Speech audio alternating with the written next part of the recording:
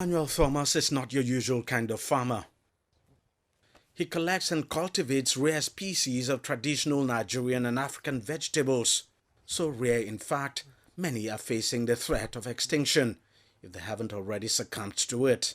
We used to have begonia, different species of begonia. I learned that from my grandma. In Nigeria, today, if you check the threatened list, about 19 of these begonias are already extinct. About 19. And this trend is not just in Nigeria, it's across Africa that we're losing them. Then there's the national plant, which is the Costus spectabilis, which is also very rare. There's the Dioscora bifera. There's, we have a plant on the other side. It's called Madobia African rosewood. We have 87 species already, rare species across Nigeria, yeah. This air yam is one of the over 80 rare species he has collected and is grown in one of his several farms across Lagos. The edible plants used to be very popular among several ethnic groups in Nigeria, but can hardly be found anymore. So 6 years ago, I found out that the plant was threatened and I started looking for it. And then we found it not too long ago, and I did the collection. So we started looking for it in 2013. We found it in 2019. Yes. And then when we found the plant... Is that rare? It's very rare, yes, it's very rare.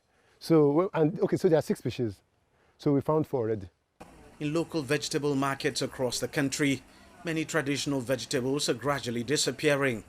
Traders say they are not getting them from farmers as much anymore. There is some leaf like anyana leaf, that's garden egg leaf. Before we used to buy, but now we can't find it in the market. Maybe because of the weather, we don't know. We have water leaf, there is shoko, there is efini, there is a wedu. That's what we can see for now to sell. Agri-experts say the issue is a cause for serious concern.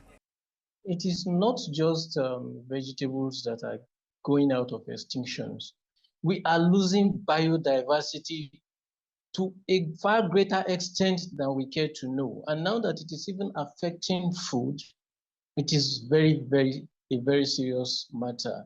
I know quite a number of vegetables that we didn't used to cultivate. We don't cultivate them, they just grow naturally. But they are, we feed on them. When they grow naturally, we tend them, we feed on them.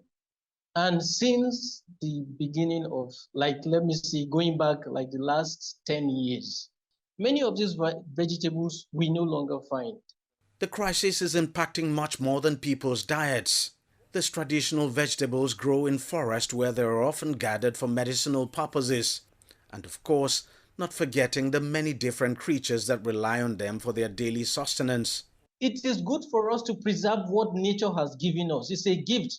And because some of these things are also food to animals, and when animals don't find them to live on, they get extinct. So we're living dangerously. And so in order to preserve ourselves, we have to preserve the ecosystem.